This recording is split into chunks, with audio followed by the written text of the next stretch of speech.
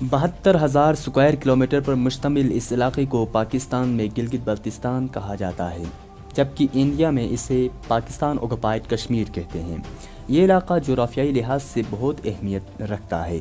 اگر وسائل کی دستیابی اور انسانی ہمت دونوں یکجا ہو جائے تو 3 ممالک کے لیے صدر دروازہ ثابت ہو سکتا ہے۔ اس علاقے کو پاکستان کا بیک بون بھی کہا جاتا ہے۔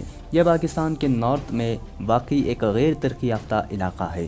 یہ علاقہ قدرتی وسائل سے مالا مال ہے، یہاں پر بے شمار قسم کے قیمتی پتھر موجود ہے۔ اس علاقے کو سیاحوں کی جنت کہا جاتا ہے۔ اس کے علاوہ یہاں پر دنیا کے بلند ترین پہاڑی سلسلے اور گلیشیئرز موجود ہیں۔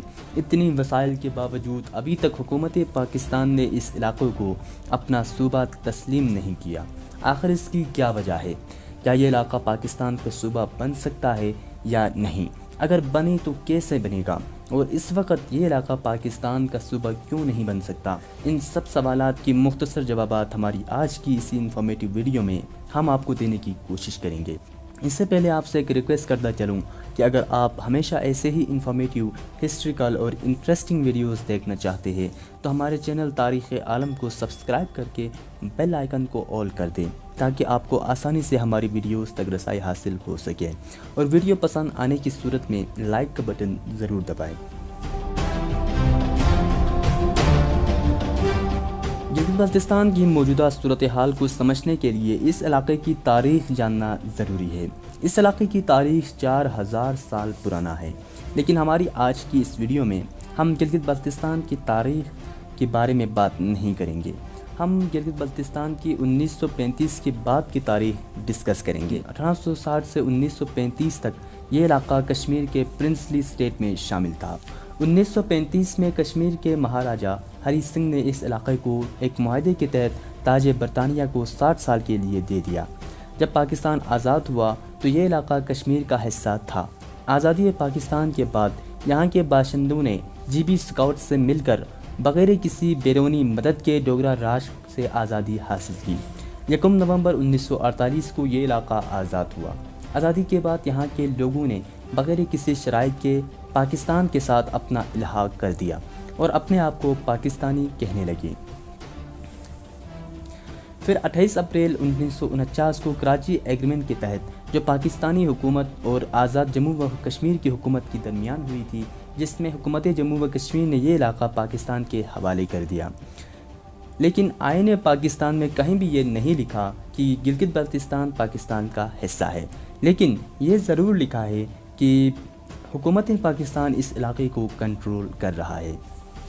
1949 میں اقوام متحدہ نے اس علاقے کو جموں و کشمیر کا حصہ قرار دیا اور کہا کہ پلیبیسائٹس کے بعد ہی یہ فیصلہ کیا جائے گا کہ یہ علاقہ بھارت کا حصہ ہوگا یا پھر پاکستان کا۔ اس کے بعد 1972 میں آزاد جموں و کشمیر کی جو قانون ساز اسمبلی تھی، اس نے یہ قرارداد منظور کی کہ یہ علاقہ جو گلگت بلتستان کا علاقہ ہے ہمیں پھر سے واپس چاہیے، اور حکومت پاکستان سے درخواست کی کہ اس علاقے کو ہمیں واپس کر دے۔ لیکن یہ قرارداد آگے نہیں چل سکا، اور 90s کے دہائی میں بھی آزاد جموں و کشمیر کی حکومت نے اس ایشو پر آواز اٹھائی، اور وہاں کے ہائی کورٹ نے یہ فیصلہ دیا کہ آزاد جموں و کشمیر کو گلگت بلتستان پر قبضہ کر لینا چاہیے کیونکہ یہ علاقہ ہمارا حصہ ہے۔ پھر وہاں کے سپریم کورٹ نے اس فیصلے کو مسترد کر دیا اور یہ فیصلہ دیا کہ گلگت بلتستان آزاد جموں و کشمیر کا حصہ ضرور ہے، لیکن ہم فی الحال اس پر قبضہ نہیں کریں گے۔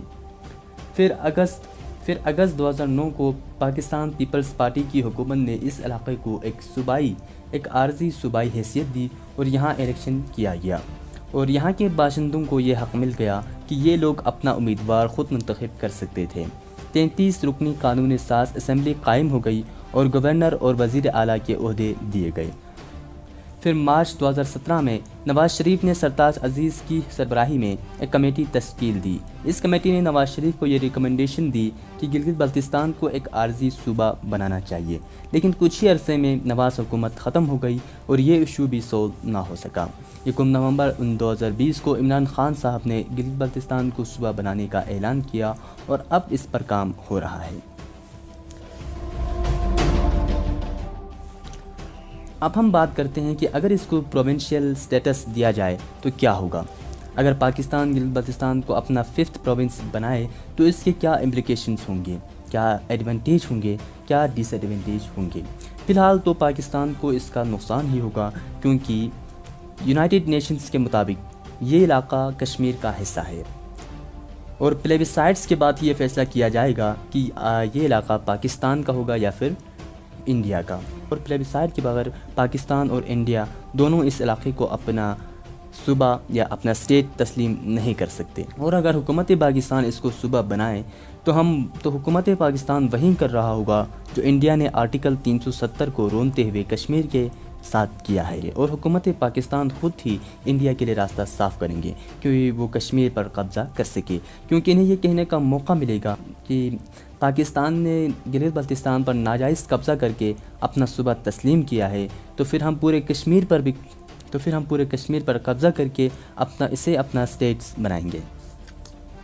اور ہم انڈائریکٹلی یہ بھی کہہ رہا ہوگا کہ گلگت بلتستان ہمارا حصہ ہے اور کشمیر حصہ نہیں ہے، اور اگر ہم اس کو صوبہ بناتے ہیں تو فائدہ یہ ہوگا کہ پاکستان اور چین کا ریلیشنز اور مضبوط ہوگی، کیونکہ سی پیک کی جو چائنا کی $60 بلین کا انویسٹمنٹ ہے وہ سیکیور ہوگا، اور چائنا کو بغیر کسی رکاوٹ کے پاکستان، ایران اور دیگر عرب کنٹریز سے تجارت ممکن ہوگا۔ یہ تھی دوستو گلگت بلتستان کی ایک مختصر تاریخی ویڈیو۔ امید کرتا ہوں آپ کو انفارمیٹیو لگا ہوگا۔ اور آپ کیا سمجھتے ہیں دوستو، کیا حکومت پاکستان کو گلگت بلتستان صوبہ بنا دینا چاہیے یا نہیں؟ اپنے قیمتی رائے کا اظہار کامنٹ سیکشن میں ضرور کریں۔